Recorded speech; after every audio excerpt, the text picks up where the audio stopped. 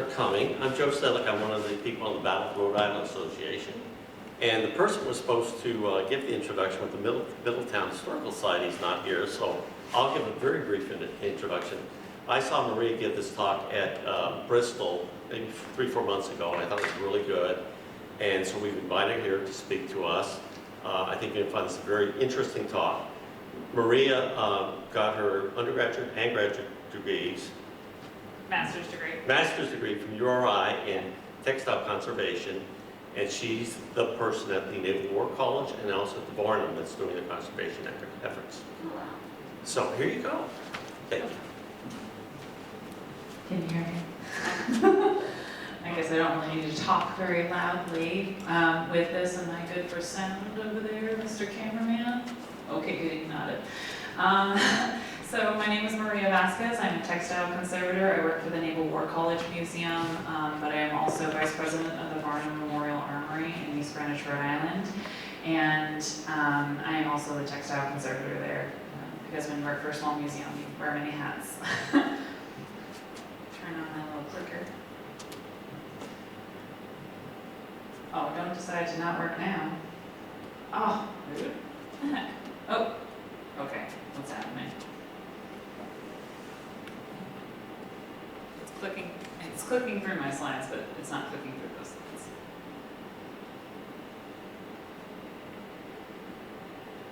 There you go. Hold on. It's giving me 3 separate things. Hold on. Sorry, guys.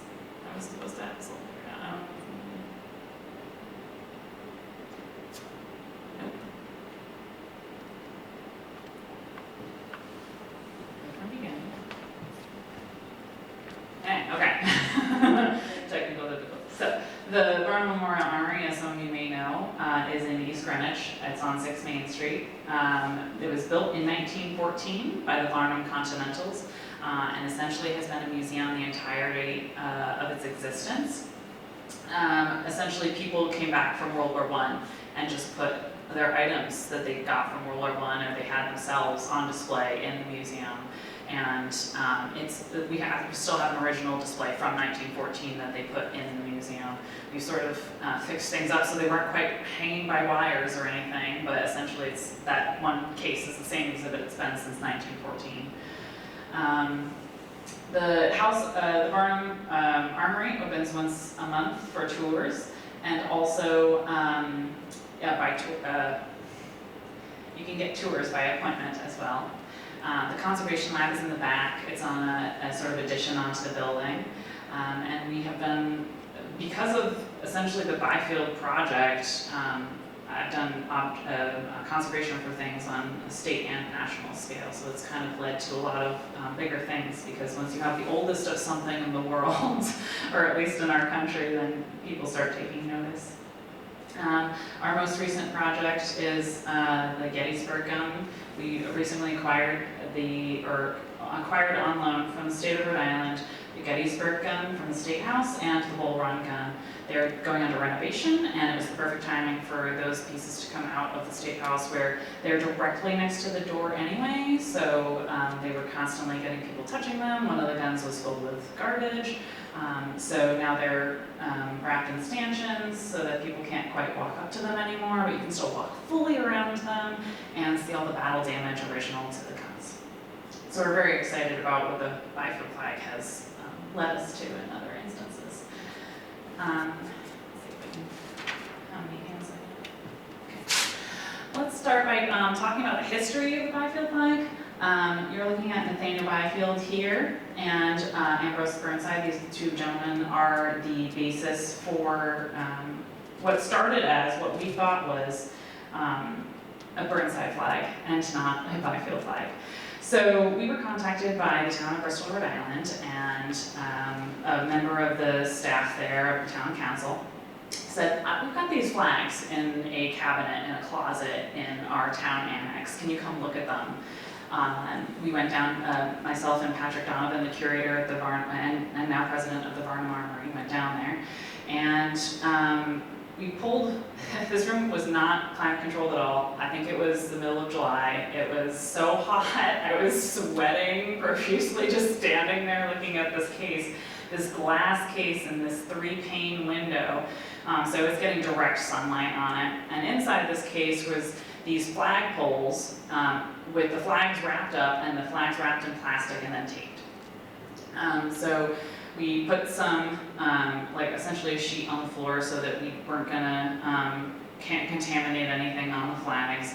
I cut open some of the plastic so that I could see to the inside, and I started to unroll one just a little bit, and it was so fragile it almost immediately started shattering because old silk and then sunlight and humidity and all that degradation over the course of however long it had been in that cabinet just was not treating it very well.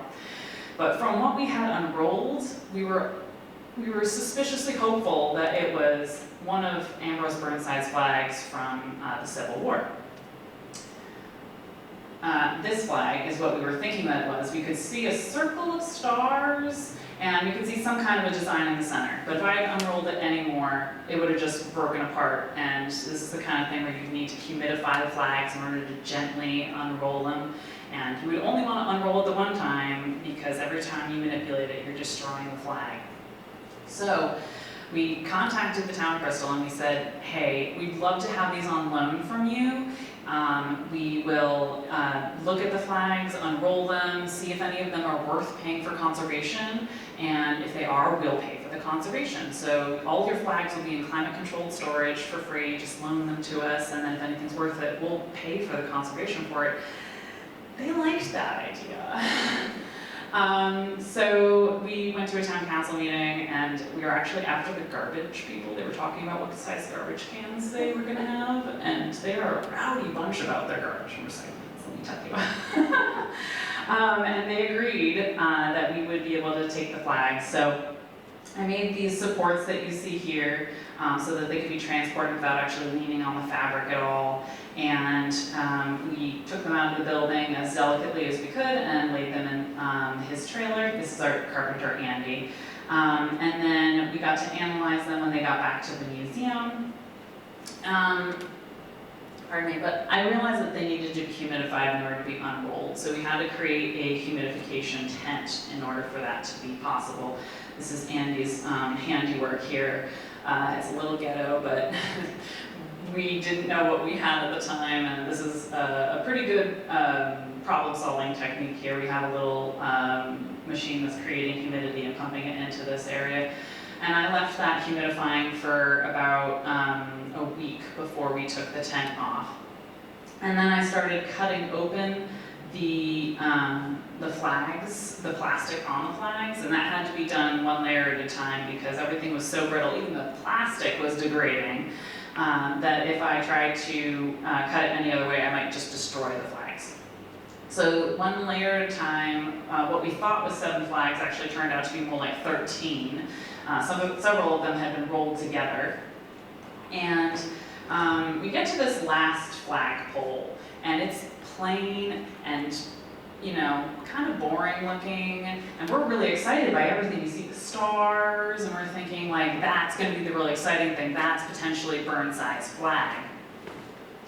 So we get to this last flagpole, and I start clipping, and I'm realizing this is not like all of these other flags. All of these other flags are 1800s flags. They're made of weighted silk. The silk is very obvious if you are used to dealing with that kind of fabric. It is, weighted silk is created in a tinning process. It's a 6-step wash process where you add metal to the fabric. And even in the time period in the 1800s when they were doing this, they knew that it was degrading to the fabric. They had their own skirts falling apart and within, years, 10 years of having them. So they knew it was bad, but it made such a pretty swishing sound. And for flags, that meant it had some more stiffness to it. So you still had the luxury of having a silk flag and the stiffness, right? So even though they knew it was going to degrade, they didn't care as much about the extension of like, who cares, but who's going to worry about this 100 years from now? They were just using it at the time. So we get to this last flag, and it's not weighted silk, which says to me that it's from the 1700s. It's earlier than these other flags. And as I cut to the end of the flagpole, then I see the finial. And the finial says, Captain Nathaniel Byfield, 1687. That's the top image there. And then the one below it is another side. It's a three-sided finial. The next side says, Nathaniel Byfield to the First Company of Militia. And then the third side says, Bristol for the time being, 1724. Who? We were all very concerned and confused. We had no idea who Nathaniel Byfield was. We were looking for a Burnside flag, so what could this possibly be? We did a little bit of research, but we were essentially waiting for what had happened was a PBS person who was worked for PBS Rhode Island had contacted us, or Rhode Island PBS had contacted us and said, we're very interested in what's going on and we'd love to video it. So we're essentially just waiting for the scheduled viewing to start, and then they'll unroll all these flags on essentially live TV, but not live, right? So they're going to be filming me as I'm unrolling all of these things. And so we did research in between now and then, but essentially a week later I started unrolling flags. And we're thinking, we'll find out about this Nathaniel Byfield fellow later, right? We'll unroll his flag and there will be something on it, and it will help us do research to figure out more about the flag. And in the meantime, we're still looking for something to do with Ambrose Burnside. So we unrolled, these are 3 of the flags, 3 of the 13. This one is actually very special. This is from the Civil War. It was made in Bristol by the ladies of Bristol. And it had been repaired. You can see this strip at the top. So that was a field repair. This is a flag that was taken out in the first battle. So this was actually in Bull Run and several other, the first major battles of the Civil War. You can see there's almost no stripes left on it. Again, weighted silk. And then the canton is made from a silk satin, and that's not weighted, so it actually lasted a lot longer and has held up well.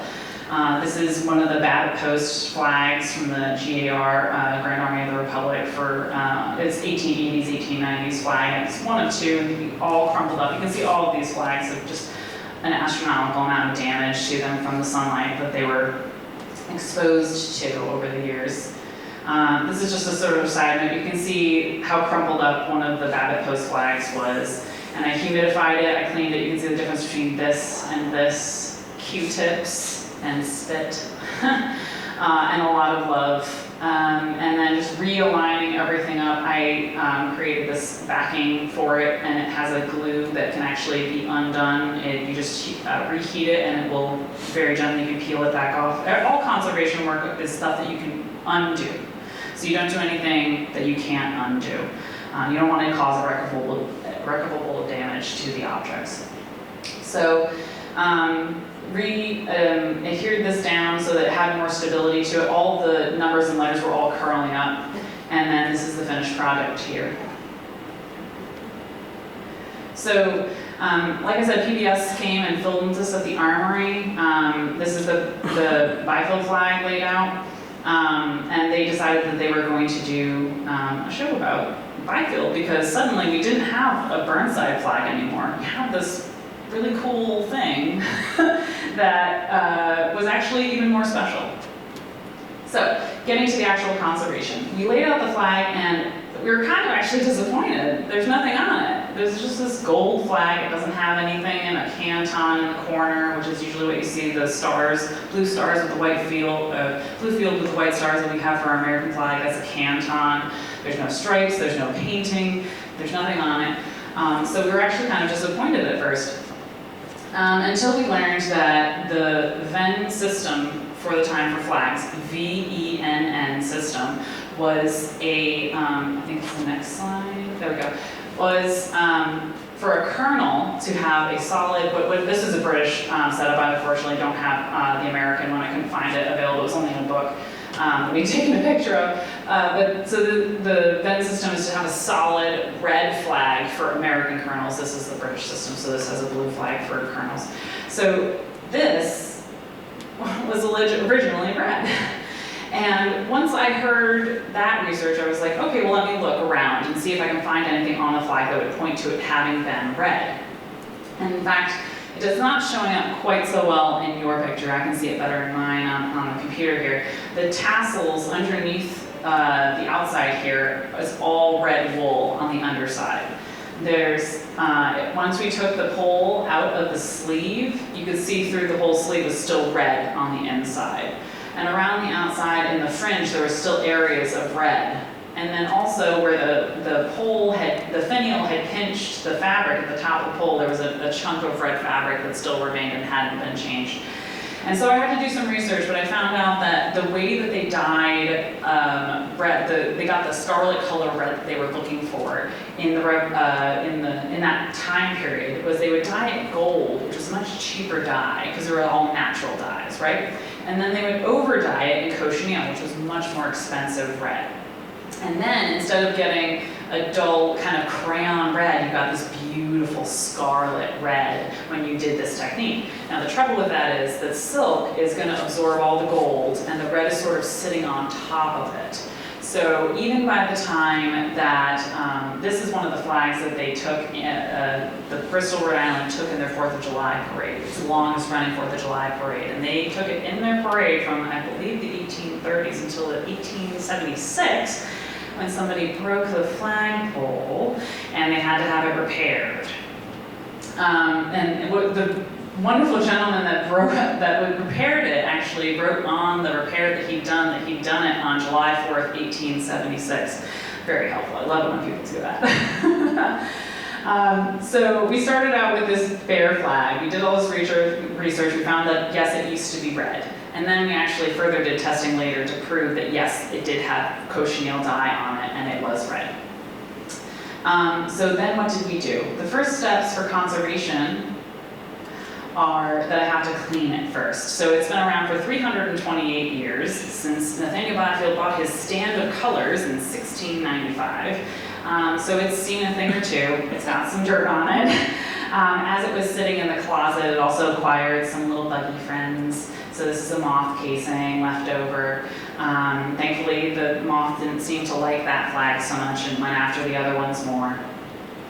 So it was a lot of cleaning things like this off and slowly vacuuming. I put a screen down and I would cover my hand over the end of a vacuum, and you could feel the dust particles hitting my hand as it's sucking them up on a very low pressure. And once I stopped feeling those particulates, the particles, the dust hitting my hand anymore and going into the vacuum, I knew that I had cleaned as much as I could on that area.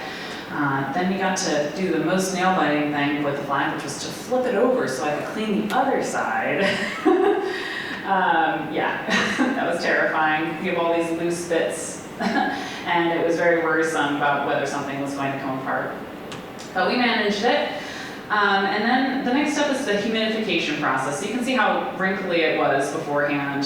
Then we did when I say we, I should say me, royal we. I did a cold humidification process where you put moist blotting paper underneath the flag, and then put a layer of something that's akin to your ski jackets. If you go skiing or if you're out in the snow, it will allow you to your sweat to breathe out of your body, but it doesn't allow snow or moisture or anything into the fabric. So it allowed the moisture from the blotting paper to go up to the fabric, but not the actual droplets of water, which was the key. So I created this sort of little tent in little squares about the size of the where I was vacuuming, so about that big. And one section at a time, just slowly with glass weights, weighted down each section and realigned all the fibers until we have what you see here, which is as flat as it could humanly be. And from the whole process, we did find this suspicious brown spot in the corner, which we suspected to be blood, but we couldn't prove. So we call it our suspicious jam spot or jelly or something to that effect. So because we had that spot, we suspected that it was blood, and also that we wanted to prove the flag was in fact red, aside from all the little spots that had red on it beforehand. We contacted the Smithsonian and said, hey, do you want to test the oldest flag in America? And they said, oh yeah. So I sent off a blood sample and then some fabric pieces that had come off of the flag to use for dye testing for reds, various reds, and then various yellows. And it did come back as positive for cochineal, so we do know that the flag was red for sure. And the blood sample unfortunately came back inconclusive. And it rang shucks. So Thankfully, through other friends of history, the Society of Colonial Wars heard about the flag and decided to donate the money necessary to have it conserved and mounted. We needed to create a table for it. The materials for conservation and archival quality materials are very expensive, so we were very grateful to them for supplying the funds for that. So now it's been flattened, and then I needed to go and get a layer to keep all those broken bits from coming up off the flag. This had to fit out a door that was a human-sized door, and it's about 4 foot by 5 foot, so it wasn't going to do that without having to tip up.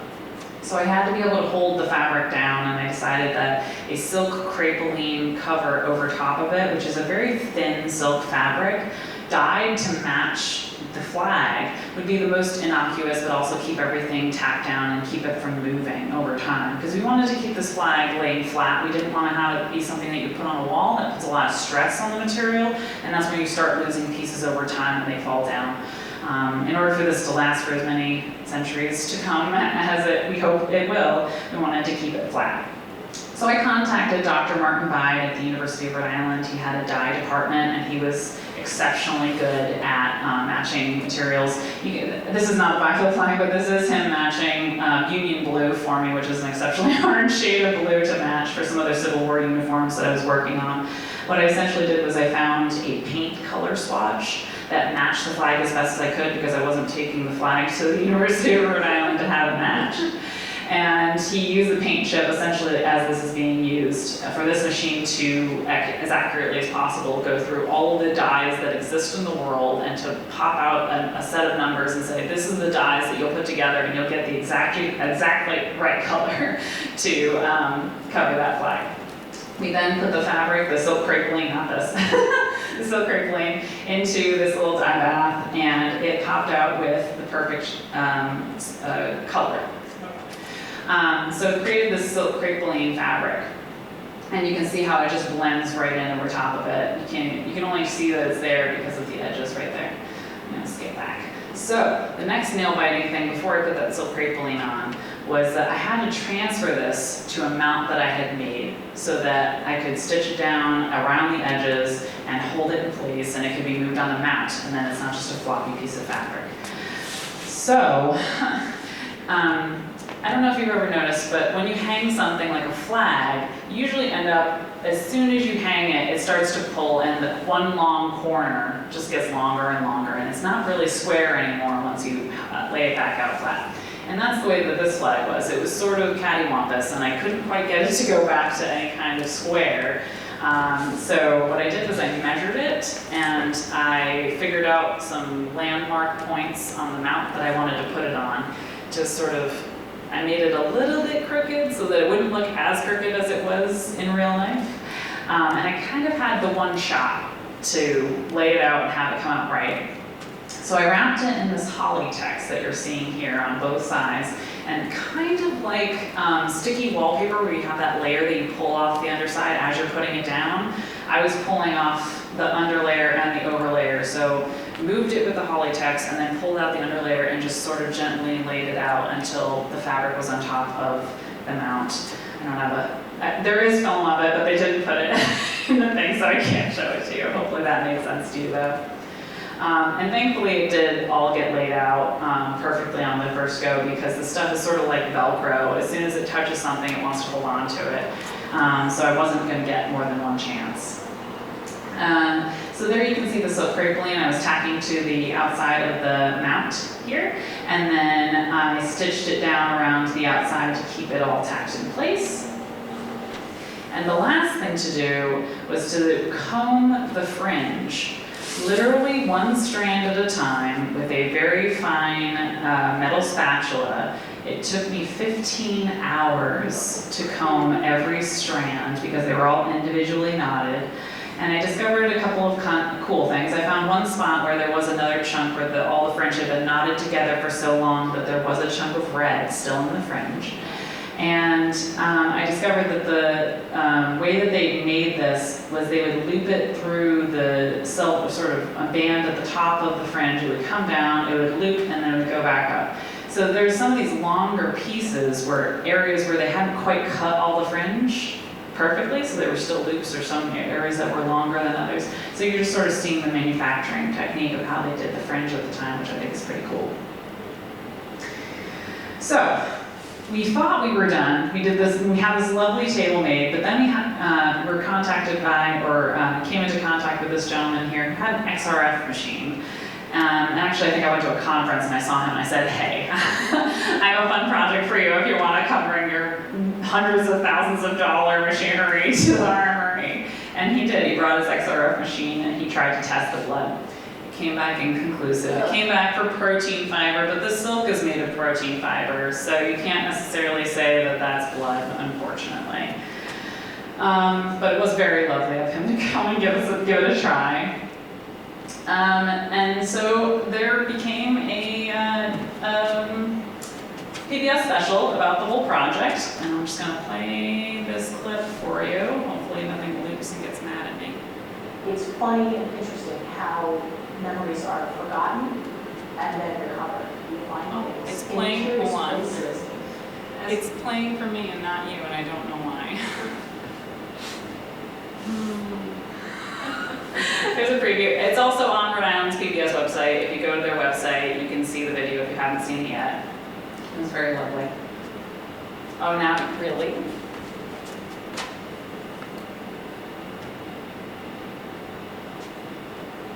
Aha, okay.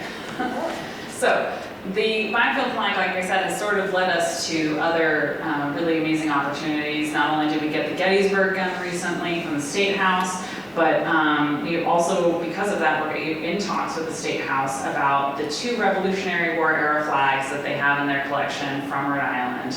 And Revolutionary War era flags are very few and far between in general. I think there's only like 13 or 12, 13 or 20, some number very low left in of all Revolutionary War era flags. And we have 2 of them in our collection, which is really wonderful. There's the Rhode Island Regiment, and then there's the 1st Regiment flag. There were 2 regiments in Rhode Island, and then they sort of combined down into the Rhode Island Regiment, which is this one here. So we're in contact with them and working on getting a loan so that we can hopefully have these conserved for the Revolutionary War era anniversary, for the 250th anniversary coming up. So we're hoping to have this one, and then the National Army Museum is hoping to have this one borrowed. So Rhode Island is kind of, the biggest small state that there is. We have a lot of history, and some of it's in closets, and some of it's in drawers. And as we find it and discover it and can show it off, it becomes even more amazing to all the other states. Neater, we're cooler. And that's essentially my whole spiel. If anyone has any questions. Or were they in private hands before you got them? So these are in control of the state. So the state has them in storage in a place in Massachusetts. They were hanging at the State House behind the Gettysburg gun and the Bull Run gun. And then they realized, I believe in 2016, that they were degrading very badly. And so they put forth a contract, a 10-year contract, to have them stabilized, so essentially taken off of their flagpoles. You can see that this has like this weird border around the outside. There's actually a mesh fabric along the whole flag on both sides, and somebody in the probably 1960s thought it was a great idea to do a zigzag stitch on a machine, like a sewing machine, and just go through all the layers. So all these you sort of see a texture to it. Those are all stitched zigzag lines going across diagonally. And I saw these flags in person. You can kind of see it here, how there's these folds going across it. That does not line up with those stitching. That's where she rolled the flag on each side in order to be able to get to the center, because it's so big. So she rolled it up, on both sides with this mesh over top of it on both sides, and then started her stitching and went to the outside. And so those 4-inch folds are just absolutely destroyed the flag. So, something that lasted for 200 years, it only took 50 years to really destroy. A lot of these were gone. You can see this whole side was essentially gone before she even started, but it's really rough. So it's actually my professional opinion that they can't really be unstitched without doing exceptional damage to them. So it's kind of, that's the way that they are. And it's more about cleaning them, stabilizing them, and potentially putting a layer underneath it so that you can see the fill-in. We can do a sort of paint underneath to give you the idea of what the whole flag would have looked like. And so that's the goal, is we think we leave them like they are because we don't want to make that worse, and then fill in the underspot. So we're hoping for that. Yes? So the Byfield flag dates from, 1695. and what exactly was it used for? So it could have been used for the Queen Anne's War, or it could have been used for, oh gosh, there's one coming right after it. It wasn't the Indian War, it was Queen Anne, or, oh God, I'm sorry, I'm blanking. There's one that came right after Queen Anne's War. So we think it either went up to New Hampshire or Maine on one of those. King George's one? George, there we go. And so we think it either went up to one of those states. So we know that the flag was used by the militia, and it was sent either there or to. Yes? So Maria, last time you talked about this, you talked about where you think this was made, et cetera. Oh, okay. So let's go back. So we have this large piece of silk, and it's got the seam down the middle, and it's all hand stitched. So what I kept thinking was, where did this come from? 1695. We didn't make our own silk at the time. So either this fabric would have had to been purchased and then created into a flag over here in Bristol, Rhode Island, potentially, or it was purchased as a flag. But if it was purchased as a flag at that time period, it would have had been purchased from either London or France, because those are two hubs of silk manufacture at the time, and it's more likely to have come from France because they had better known silk dealers, and all the people that knew how to make silk were sort of being forced to stay in France and make silk for the country. So it's more likely to have come from France than it is London. So either we bought the silk from them and ordered a standard colonel's flag in American colors, which would have been red, or we ordered some red silk and then had it manufactured over here. And I was talking to another expert of historic flags and military wares, and he said that the fringe isn't something that would have been put on a flag at that time. So we aren't sure. I would like to carbon date. That's another testing thing I'd like to do, is I'd like to carbon date the fringe as compared to the flag and see if they both come back to a similar time period. You're going to get a date range. But I would just like to know whether the fringe was original and it's just a flag that had fringe on it at the time, or if it was sort of added to, spruce it up in the 1800s when they were taking it through the 4th of July parades. So that's a fun thing I'm not quite sure about there. But yeah, so we either think that the flag was manufactured overseas and then sent over here, or that we purchased the silk and then manufactured it over here. Yes? What's the oldest known flag in the world? So, before this flag, in America at least, the oldest flag beforehand was the Bedford flag in Bedford, Massachusetts. And it's sort of a picture of an arm making a muscle. And I think there's like a crown on it. And that was made, they think, in 1825. I apologize, 1725. So it would have been, this is essentially 30 years older than that flag. And we had to bring it to them. And we tried to bring it gently. But even this flag is the oldest until something else is found. I do believe there was another, like a very small fragment of a flag that was potentially older than this flag. But we try to, I think that was in New Mexico or something like that, but we try to validate this by saying it's the oldest whole flag in America, as opposed to some, I think it's a 4-inch fragment of a flag. I wouldn't call it a flag personally, but How about other countries?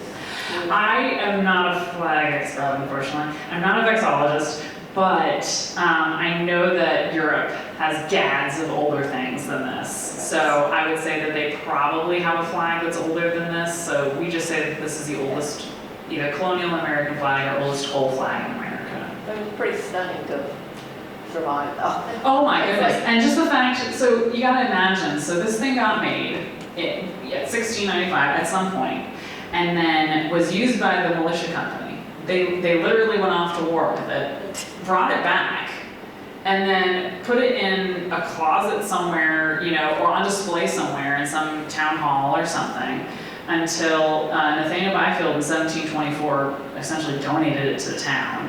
He's like, I'm heading out. I bought this thing, but you can have it now. It was from the first company of militia, and he was made captain. I don't think I ever explained that. I apologize. I wasn't looking at my notes. He was made captain in 1687, and then he became colonel in 1694, and then he bought his own stand of colors in 1695, which is this flag, stand of colors.